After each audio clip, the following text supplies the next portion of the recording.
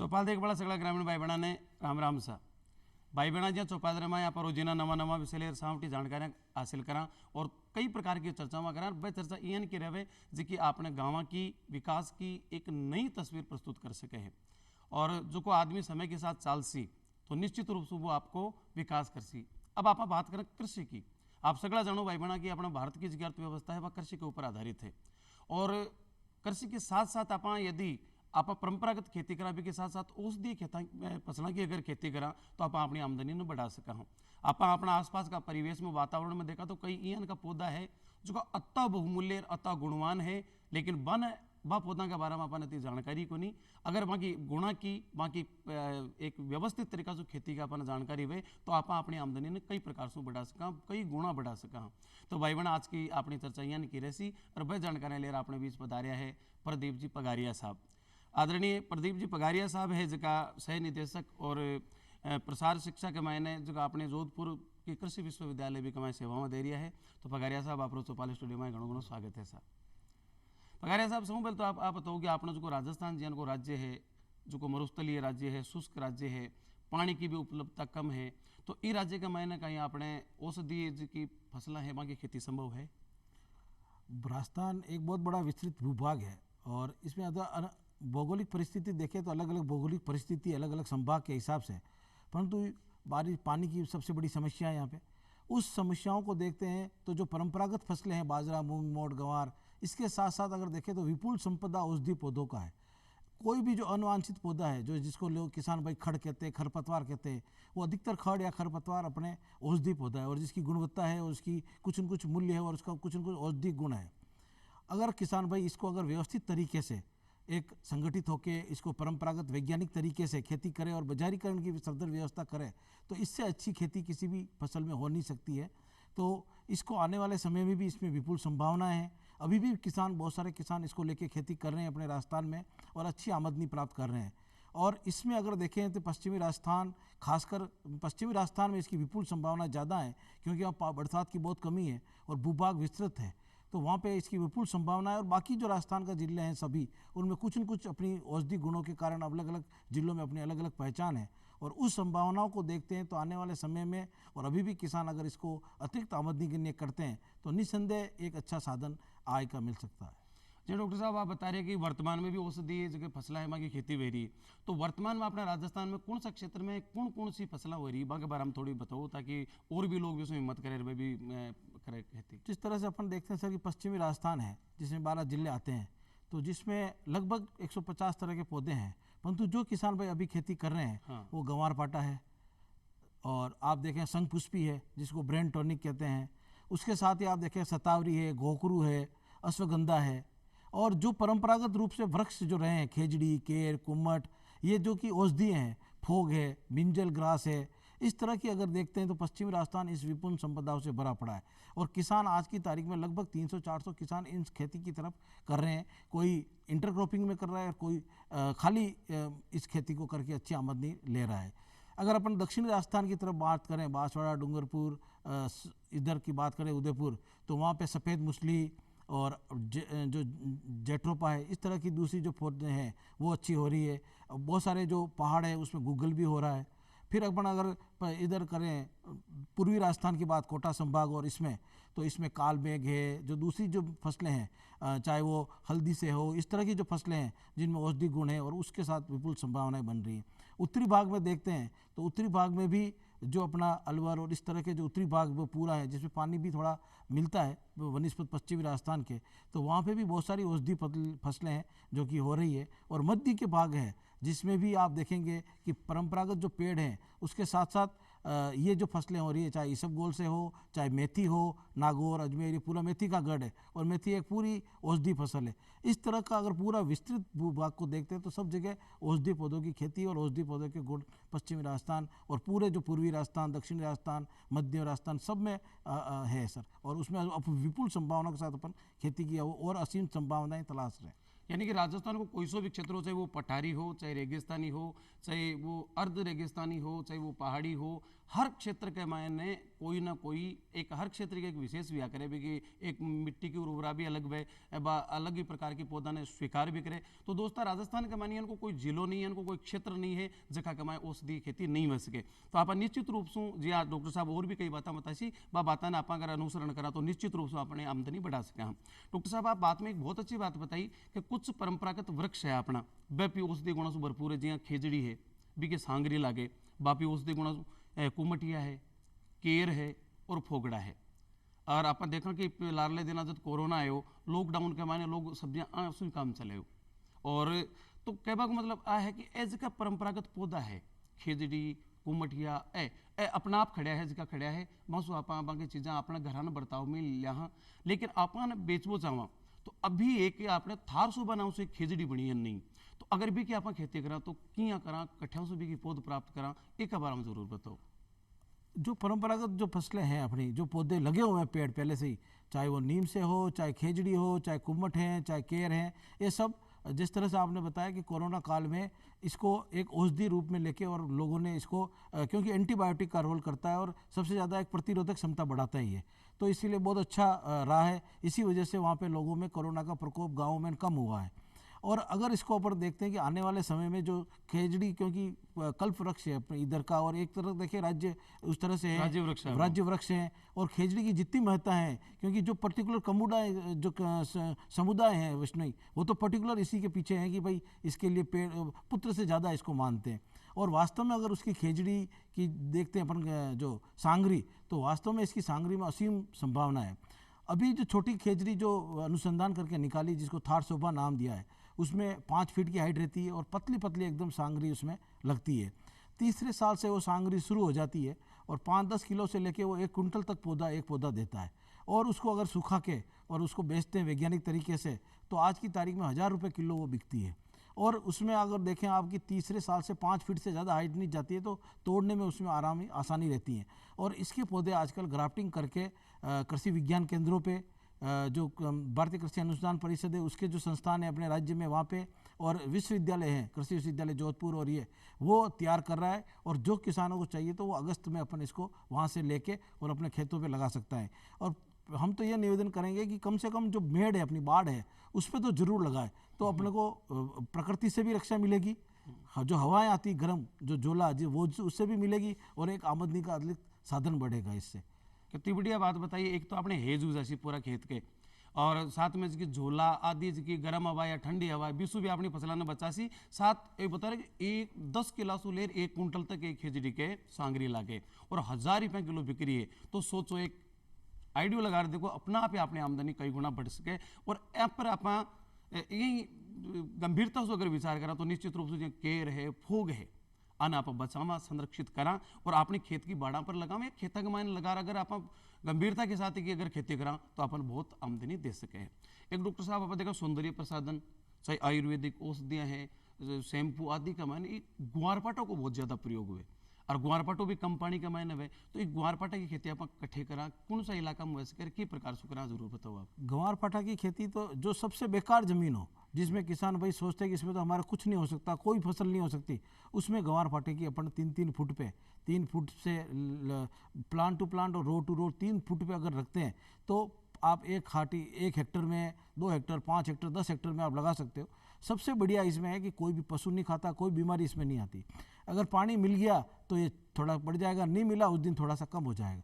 परंतु जो ऐसा कोई कॉस्मेटिक सामान नहीं है कोई कॉस्मेटिक दवाई नहीं है जिसमें ग्वारपाठा नहीं पड़ता हो। और ग्वारपाठा की इतनी गुणवत्ता है कि आप जितने चेहरे पे लगाते हैं तो एकदम ग्लो 10 दिन में एकदम ग्लो दिखता है। और हर औषधि पौधों में हर में वाई की बीमारी हो किसी भी तरह की बीमारी में ये काम देती है।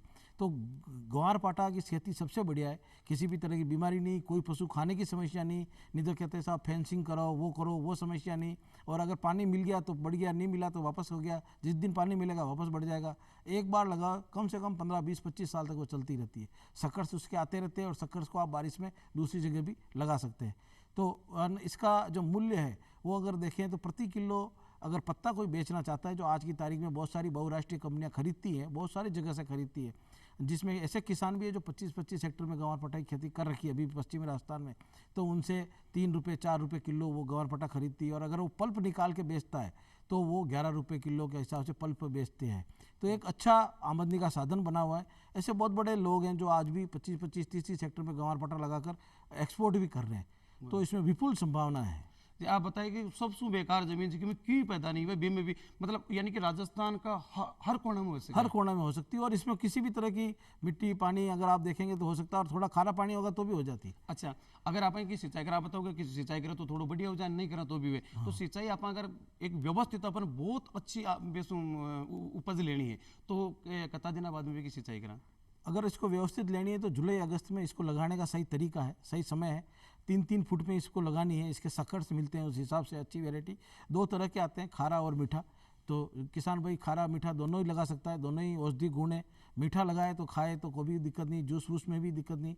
और आजकल लोग हेल्थ कॉन्शियस ज़्यादा हैं, तो लोग बहुत सारे लोग इसका जूस पीते हैं लौकी के साथ मिला के, तो बहुत अच्छी बात है। ये आराम से मार्केटिंग लोकल में भी हो सकती है।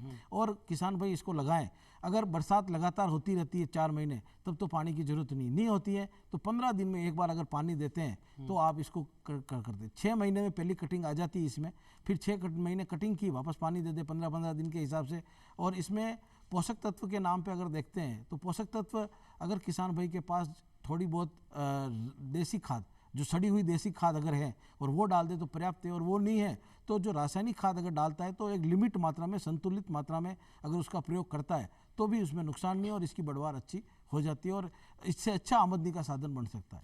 जी, आप बताएं कि आप खिचड़ी के अगर पेड़ के ऊपर लगाओ तो अपनी अच्छी आमदनी हो सके। तो एक औषधीय गुणों से भरपूर वृक्ष है अपने पूरा भारतवर्ष में पायो जाए नीम, तो कहीं नीम भी अपने आमदनी को स्रोत बन सके है कि? ये बहुत बढ़िया है कि अभी नीम के प्रति राज्य सरकार भी एक मिशन चला रखा है, मिशन ऑन ऑयल पाम। उसके अंतर्गत भी नीम की खेती को बढ़ावा है। नीम के बहुत सारे प्रोडक्ट बन रहे हैं। नीम की खली है। नीम का इतना सारा गुण है कि हजारों बीमारियों में काम करती है। और नीम अगर देखते हैं तो नीम की पत्तियां अभी भी, आज भी लोग, बहुत सारी कंपनियां ऐसी हैं, निजी कंपनियां, जो आज भी 9 रुपये किलो सूखी पत्तियां खरीदती है और अभी भी किसान आराम से बेच रहे हैं। तो नीम सबसे अच्छा साधन है और नीम को भी अपन अगर चारों तरफ लगाते हैं, अगर एक मोटी मोटी गणित देखते हैं कि 1 हेक्टर ज़मीन है, अगर उसमें 6 बाई 6 मीटर पे नीम लगाते हैं, 277 पौधे लगेंगे। अगर उसको आप देखें तो 25 साल के लिए अगर आप उसको मान लेंगे, अपन ने इसको रख दिया, तो वो एफडी के रूप में 1 करोड़ रुपए तक का आमदनी दे सकती है अगर अपन यूँ देखें तो। और नीम तीसरे साल से पत्ते उसके खूब बिक जाते हैं। उसकी जो निम्बोली आती है वो बिकती है। उसका हर चीज़ उसकी है और हर दवाई में काम आ रहा है। नीम फेस वॉश बनता है, आप देखें जेल बनता है, बहुत सारी चीज़ों में, और बहुत सारे कीटनाशक पेस्टिसाइड में काम ले रहे हैं। तो नीम जितना औषधि गुण कोई नहीं है। सरकार भी इस विशेष ध्यान दे रही है। बस थोड़ा सा इसको सुदृढ़ीकरण करने की और मार्केटिंग चैनल थोड़ा सा तैयार करने की अब जरूरत है। कहने का मतलब नीम को जो आपने पेड़ है वो भी अपनी आमदनी में कतो कारगर बन सके। जहाँ डॉक्टर साहब बताया, एक डॉक्टर साहब आपने राजस्थान में मेथी 2 प्रकार की पाई जाए, एक दाना मेथी और एक पत्ता की मेथी। एक का दाना काम आवे, एक का पत्ता काम आवे। जैसे पत्ताली मेथी भी ना कसूरी मेथी किया करे, बार नागौर में सू टोप की हुए तो पूरा संसार में भी ना नागौरी मेथी का नाम से जानी जाए। तो आ दाना मेथी और जो पत्ता मेथी है या कसूरी मेथी है, आकी खेती के लिए राजस्थान को कौन सो इलाको सही है, कद खेती होनी चाहिए, किस प्रकार से आज जरूर बताओ आप। ये सर मेथी जो है वो पश्चिमी राजस्थान के 12 जिले हैं और इसको रबी की फसल कहते हैं और इसको 15 अक्टूबर के बाद इसको बोई जाती है। और जो 2 मेथी है उसमें बहुत सारी आजकल अनुसंधान करके बहुत सारी किस्में निकाली, अच्छी अच्छी किस्में हैं। नागौरी मेथी में भी है और अपने जो दाना मेथी दोनों में है। और उसमें आज देखें तो इसमें औषधि गुण, विपुल औषधि गुण है। अगर लोग सुबह भी इसको लेते हैं, खाली गुनगुने पानी के साथ भी इसको पीते हैं, पानी पीते हैं। और इसकी खेती का अगर देखें तो इसका बीज जो है वो अगर आप लगाते हैं और इसको 3 महीने बाद, 3.5 महीने की, लगभग 120 दिन की अवधि के बाद ये पक जाती है। और इसमें जो पोषक तत्व है वो बहुत कम पोषक तत्व चाहिए। बीमारी भी इसमें बहुत कम लगती है क्योंकि इसमें औषधि गुण है और खुद ये एक दवाई का काम करती है, इसलिए इसमें बीमारी बहुत कम लगती है। और इसको अगर किसान वापस अगर देखते हैं, क्योंकि नागौरी मेथी का अभी की तारीख में विदेशों तक इसका प्रसार है और विदेशों तक इसकी मांग है, परंतु जो नागौरी मेथी वास्तव में जो देसी नागौरी मेथी है वो अभी एरिया बहुत कम रह गया है। तो इसको संरक्षण करने की भी अभी धीरे धीरे नितांत आवश्यकता है। किसानों को लगातार हम प्रयास कर रहे हैं कि जो अपनी नागौरी मेथी है, जो अपनी संपत्ति है पश्चिमी राजस्थान में पूरे में, और ख़ासकर अजमेर जो जिला है थोड़ा सा उसका पार्ट, नागौर का पूरा है, बीकानेर का थोड़ा पार्ट है, थोड़ा जोधपुर का पार्ट है, उसमें तो विपुल संभावना और विपुल वहाँ पे अपना गढ़ है जिसमें वो नागौरी मेथी करते हैं। और दाना मेथी भी अब विभिन्न जगह करने लगी है क्योंकि लोग फसल विविधीकरण की तरफ थोड़ा बढ़ रहे हैं। और फसल विविधीकरण में पहले जीरा ये सब ये लगातार लोग लेते थे, अब उनको लगा कि इससे लगातार फसल ले रहे हैं तो अपने को कुछ न कुछ मुनाफा कम हो रहा मुनाफा, तो इसलिए फसल विविधीकरण में मेथी एक अच्छा विकल्प बन रही है। और मेथी का मार्केट भी बहुत अच्छा है। अगर आप जनरल मार्केट भी देखते हैं तो 40-45 रुपये किलो मेथी आराम से बिक जाती है। और 1 हेक्टर से अगर उपज देखते हैं तो 10-12 क्विंटल मेथी की आराम से पैदा हो जाती है। तो इसकी विपुल संभावना है और आने वाले समय में इस पूरे एरिया में बहुत बड़ी एक हब बन जाए। अब जी यहाँ बताइए कि बीकानेर को कुछ हिस्सा है, जोधपुर के टचड़ो नागौर को हिस्सा है, जोधपुर को हिस्सा है, थोड़ा अजमेर को हिस्सा है। यही हिस्सा के मैंने इसबगोल की खेती और जीरा की खेती भी खूब है। तो जीरो और इसबगोल भी एक एन की उपज है जिसकी महंगा भावों में बिके और किसान अगर डंगसू जाएगा तो एन की निहाल कर दे एक बार की भी फसल। तो जीरा और इसबगोल की की खेती के लिए कौन सा मौसम अनुकूल है? और बाकी दूसरा इलाका में भी कोई करबो चाहे, जैसे मान लीजिए मैं सिक्कर में करना चाहूँ तो कहीं सिक्कर की भी जमीन भी क्या अनुकूल है, या कोई आदमी कोई भी नई फसल करबो चाहो चाहूँ पहले के साथ बीज गाँव मेरी लेकिन मैं मेरा जिला में भी करबो चाहूँ, तो कोई माटी की जांच करवार चेक करे कहीं करे की प्रकार से वो मालूम कर सके कि मारी माटी में खेती वैस के। देखो सर, अभी जो सबसे पहले है कि अपन जीरा और इसबगोल जो है वो एक शुष्क फसल है जहाँ पानी की कमी है और मौसम एकदम साफ रहता हो, हवाएं चलती हो, मौसम साफ रहता हो, नमी नहीं रहती हो, वहाँ पे ये लगती है जीरा और इसबगोल। तो जीरा जो अभी हो रहा है वो बाड़मेर, जैसलमेर, जालोर, जोधपुर, नागौर इन इलाकों में सबसे बड़ा है। और पूरे राजस्थान में अगर देखें तो 80% जीरा इन्हीं जिलों में हो रहा है। और पूरे भारत में राजस्थान सबसे टॉप नंबर में जीरा में बुआई में, फिर थोड़ा गुजरात में आता है। और जीरा एक मसाला वाली फसल है।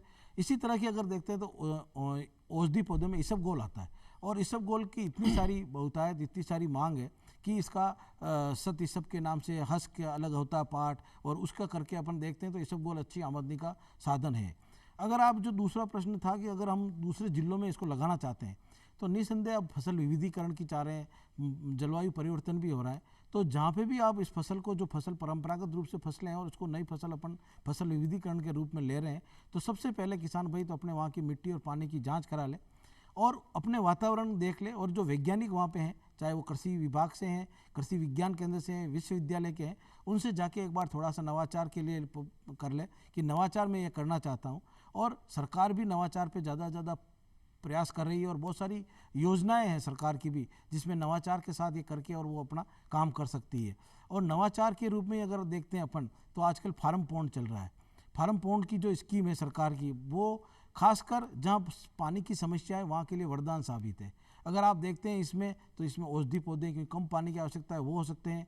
जिस तरह का फसल नवाचार अपन विविधीकरण कर रहे हैं वो ले सकते हैं। अगर एक बरसात के पानी में अगर एक पानी की कमी रह जाती है, क्योंकि पश्चिमी राजस्थान में किसान लोग हर बार यही कहते हैं कि साहब एक बरसात और हो जाती तो जमाना हकरा हो जाता, पर वो बरसात होती नहीं। अगर वो फार्म पॉन्ड होता तो एक पानी वो लाइफ सेविंग इरिगेशन दे देता तो उसके लिए फसल अच्छी हो जाती। तो किसान भाइयों को है कि इन सब को ध्यान में रखते हुए अगर वो खेती करता है, आज की तारीख में कोई भी फसल कहीं पे भी कर सकते हैं। थोड़ी सी उसमें वैज्ञानिक और परंपरागत है उन दोनों का समावेश करते हुए वैज्ञानिकों इच्छा शक्ति हो तो अपन कर सकते हैं। और आने वाले समय में अपन देखेंगे कि इस राजस्थान में जो एप्पल अभी तक कश्मीर में और उसमें होती थी वो भी अब यहाँ पे चल रहा है अनुसंधान और वो भी यहाँ पे होने वाली है। स्ट्रॉबेरी अपन सोचते नहीं थे होगी, वो हो रही है। आलू की फसल अभी तक अब गुजराती मानते थे, अभी बाड़मेर तक में आप देखेंगे एक किसान ने आलू की फसल की और बम्पर पैदावार उसने ली। तो फसल विविधीकरण अब धीरे धीरे है और इस तरफ अगर बढ़े अपन तो अपने को अच्छा प्रतिसाद मिल सकता है। डॉक्टर साहब एक बहुत बड़ी बात बताई कि पश्चिमी राजस्थान में एक हमेशा रही है कि एक बरसात और हो जाती तो हकरो जमन हो तो, और बिक के लिए अच्छी चीज़ है वह है फार्म पॉन्ड। तो अपन सगड़ा ने फार्म पॉन्ड बनाना चाहिए क्योंकि आदिकाल से किसान का इच्छा रही कि मेरे खेत के माई तालाब है। आपने वो गीत में भी हमने कि मारा राम रघुनाथ इतरा बरतो माने दीजिए नितुड़ जोड़ू हाथ आतुणु तो खेत दीजिए बीच में दीजिए नाडी और घरवाली ने छोरो दीजिए भैंस ले हुए पार्टी। तो खेत के बीच में नाडी होना बहुत जरूरी है। बरसात का पानी इकट्ठो कर लिया तो जी आप बताइए गुआर पाटा है इसबगोल है और कम पानी की आवश्यकता पड़े तो आप अभी फार्म पॉन्ड का पानी सुई आप पूरी फसल पूरी फसल अपन अच्छी तरीका से कर सका और पानी की जी कमी अपन फसल के मान फसल पैदा करवा से रोके बिना अपन बहुत आसानी के साथ में दूर कर सका। तो डॉक्टर साहब वाकई में आने औषधीय कृषि ने बढ़ावा देने के लिए कोई सरकार की भी कुछ योजना में है क्या, वहाँ का भी कोई प्रयास है क्या, वहाँ का बताओ आप। भारत सरकार का एक नेशनल मेडिसिन प्लांट बोर्ड है, वो बहुत सारे जिलों को चिन्हित करके और उसमें 2-3 क्रॉपों को 100% अनुदान के लिए विश्वविद्यालयों को, अनुसंधान संस्थानों को और किसानों को वित्तीय सहायता प्रदान करता है। इसी तरह से Rajasthan state medicine plant board है आयुष मंत्रालय के अंतर्गत, वो भी हर जिलों में 3-4 फसल को चिन्हित कर रखी है और उसमें 75 से 50% तक अनुदान देता है कि किसान भाई इस खेती की तरफ आकर्षित हो। तो इसमें सरकार विशेष प्रयास कर रही है धीरे धीरे, और कोरोना काल के बाद तो लोगों को इसमें ज़्यादा अवेयर हुए कि हम इसकी तरफ खेती करें। हर घर में 2-4 पौधे, चाहे तुलसी के हों चाहे इसके हों, हर घरों में भी रखने लगे हैं लोग। थोड़ी सी जागरूकता बढ़ी है हेल्थ के प्रति, उसके प्रति, तो भी कोरोना के इसके बाद तो लोगों में अब औषधीय फसलों की खेती के लिए ज़्यादा आने लगे। एक तुलसी है जो एक वंदनीय पूजनीय वृक्ष भी है और औषधीय पौधों भी है, तो क्या तुलसी की भी खेती हो रही है? तुलसी की खेती सर चित्तौड़गढ़ जिले के किसान हैं बहुत सारे ऐसे जो तुलसी की खेती से लाखों रुपए कमा रहे हैं। और इसमें अगर देखते हैं तो एक नॉर्मल में भी अपन बात करते हैं कि राम तुलसी, श्याम तुलसी, अलग अलग तुलसी आती है, तो इसमें भी अलग अलग किस्में हैं, अलग अलग हैं, और इसके पत्तों को बेच के वो आराम से ले रहे हैं। पूरा पंचांग औषधि पौधों में अधिकतर में पूरा पंचांग बिकता है। पंचांग का मतलब उसका हर पार्ट जो है, पांचों, वो पूरा का पूरा काम इसमें लेते हैं। तो इसमें भी ले रहे हैं और बहुत किसान है जो अपने सैंती के आसपास चित्तौड़ में, वो किसान खेती करके और इसको अच्छा मुनाफा ले रहे हैं। और इसको किसान भाई किसी भी जमीन जो थोड़ी बहुत अच्छी है उसमें लगा के इसको अच्छा ले सकता है। थोड़ा सा पानी की व्यवस्था, थोड़ी बहुत पानी की व्यवस्था इसमें होनी चाहिए, तो किसान अच्छा इसमें मुनाफा ले सकता है। आप बताएं कि औषधीय पौधा का पंचांग यानी कि पांचों काम आवे, इन को एक औषधीय पौधा है सहजन, जिसका नाम शहनणु बोलिया करा, तो एक ही आप की प्रकार से खेती करा, एक बार हम जरूर बताओ आप। सर आजकल सहजन के प्रति पहले तो ये था कि खाली सहजन जो है ड्रम स्टिक कहते हैं इसको, और हिंदी में मोरिंगा भी कहते हैं इसको। तो अभी जो दक्षिणी भारत है जिसमें इडली सांभर जो एक है नाश्ते के रूप में, उसमें खाली सांभर में डालते थे, परंतु अब धीरे धीरे अपने यहाँ पे भी आने लगी है और इम्प्रूव्ड वेराइटी आने लगी है। अभी किसान ऐसे हैं जिसमें बाड़मेर में देखेंगे तो किसानों ने 10-10 हज़ार पौधे सहजन के लगा के अच्छा मार्केट ले रहे हैं। एक किसान राजसमंद जिले का है, वो 300 ग्राम का पैकेट बनाता है और 300 तरह की दवाई में काम आता है सहजन, खाली पत्ते पीस के और सुबह सुबह एक फांकी लेते हो। तो सहजन बहुत अच्छा औषधि गुण से भरपूर पौधा है। सहजन की बहुत सारी किस्में हैं, PK1 है और इस तरह की है, और आजकल हर कृषि विज्ञान केंद्र और कृषि विश्वविद्यालय में इसके पौधे उपलब्ध हैं, किसान आराम से लगा के। और हम कहेंगे किसानों को तो ये निवेदन करना चाहेंगे इस मंच के माध्यम से भी कि सहजन के कम से कम 5 पौधे तो घर में जरूर लगाएं, उससे आपको फली भी मिलेगी, जो घुटने के और इस तरह की जो बीमारी उसमें भी थोड़ा सहायता मिलेगी। और उसमें विशेषकर अगर देखते हैं सहजन की खेती कोई व्यावसायिक रूप से करता है तो उसके लिए बहुत अच्छा है कि 1 हेक्टर 2 हेक्टर का अगर पूरा बगीचा लगा के तैयार करता है तो उसमें बाजारीकरण भी अभी बहुत सारे लोग इसको निजी कंपनियां ले रही हैं और इसको अच्छा प्रतिसाद मिल रहा है। और आने वाले समय में गुणों से भरपूर जो कहलाएगा वो सहजन का कहलाएगा। अब डॉक्टर साहब आप बता रहे हो बहुत आमदनी बढ़ावा कमाने बहुत कारगर औषधि अगर आप खेती करा तो, और कई योजनाओं भी सरकार भी प्रयास करी, पर इनका कई कारण है कि इन बढ़ावा नहीं मिल रही हो, लोग कर नहीं रहा है। सबसे बड़ा जो कारण है, एक तो इसकी कोई तकनीक जो अभी तक है, जिस तरह से दूसरी फसलों की तकनीक है, परंतु इसकी तकनीक अभी तक पूरी आई नहीं है कि भाई किस तरह से है। फिर दूसरा कारण है कि थोड़ी जागरूकता की कमी है। जो किसान जानते हैं तो फिर वो कहते हैं साहब बेचे कहाँ, क्या करें, फिर आजकल ट्रैक्टर चला देते हैं, जो अपनी परंपरागत जो औषधि पौधे थे वो खत्म हो रहे हैं, परंतु इसकी तरफ लोग थोड़ा सा आकर्षित हैं, जानकारी थोड़ा अभाव है कि किस तरह से लगाएं, कहाँ बेचें, इस तरह की जानकारी थोड़ा अभाव है। फिर तीसरा है कि इसकी कोई पैकेज और प्रैक्टिस अभी तक औषधि पौधों की पूरी आई नहीं है कि हर एरिया वाइज की ये एरिया में, इस एरिया में ये पैकेज और प्रैक्टिस लगेगी। फिर इसका जो सबसे बड़ा औषधि पौधों का है कि मूल्य संवर्धन इसमें सबसे जरूरी, तब इसकी बाजार वैल्यू बढ़ती है, मांग बढ़ती है। तो उसका अभी तक मूल्य संवर्धन और प्रसंस्करण का अभी तक इसमें काम करने की बहुत बड़ी आवश्यकता है। अगर इसका ये हो जाता है तो है। फिर तीसरा है कि बाजारीकरण की अभी तक सदृढ़ व्यवस्था नहीं हो सकी। अगर अपन ने अभी तक देखा होगा कि इस तरह की कोई मंडी भी अगर है तो वो खाली अनाज वाली मंडी है या इस तरह की मंडी, इस तरह की कोई मंडी नहीं है कि औषधि फसलें की खरीदेगी। बिल्कुल। तो इस तरह की अगर प्रयास हो है तो आने वाले समय में इससे बहुत सारा मिल सकती है, आमदनी मिल सकती है, बहुत सारी चीज़ें हो सकती है। पर ये कुछ समस्याएं अभी भी हैं जिस पे थोड़ा सा प्रयास अपन सब मिलके करें तो इस पे कुछ किसानों को प्रतिसाद मिलेगा और अच्छा लाभ प्राप्त होगा। कुल मिलाकर मूल तो जानकारी की अभाव है, और जानकारी वैसी तो निश्चित रूप से मार्केट भी उपलब्ध हो सी और अभी के बाद समस्या में दूर हो जाए। एक छोटी सी जानकारी और दूँ, अगर आप उसकी खेती करवा चाहो तो भी का बीज या भी की पूत कठे ले वहाँ देखो सर, इसमें जो औषधि पौधे हैं बहुत सारे तो बीज से लगते हैं, बहुत सारे इसके सखर से लगते हैं और बहुत सारा को इसका पौध तैयार करके लगाते हैं। तो जो भी किसान भाई जिस एरिया वाइज या जिले वाइज खेती करना चाहता है तो पहले तो वो कृषि विभाग या कृषि विज्ञान केंद्र से संपर्क कर ले। अगर वहाँ पे भी नहीं मिलती है तो ऐसे आजकल राष्ट्रीय औषधि बोर्ड भी है और राष्ट्रीय औषधि अनुसंधान केंद्र भी है, वहाँ से भी वो लेके और जानकारी ले सकता है। और आप जो किसान भाई केवीके में जाएगा नियर भाई, वहाँ पे उसको ज़रूर जानकारी मिल जाएगी कि ये पौध या ये बीज हम आपको वहाँ मिलेगा, वहाँ से जाके ले सकते हैं। तो ये आजकल है और विभिन्न मेलों और उनके माध्यमों से भी हम प्रचार प्रसार करने की कोशिश कर रहे हैं कि किसानों को एक अतिरिक्त आमदनी का साधन बने हैं। जी डॉक्टर पगारिया साहब, आप पधारे चौपाल स्टूडियो में और मारा मैं कृषक में भाई बहना ने खासा महत्व जानकारी दी, इन वास्ते आपने घना घना रंग घणो घणो धन्यवाद। और भाई बहना वो आपनो आज को चौपाल कार्यक्रम आशा करा आपने दाया उसी फिर मिलसे एक नया विषय के साथ जब तक आप सगड़ा सुई इजाजत। राम राम से।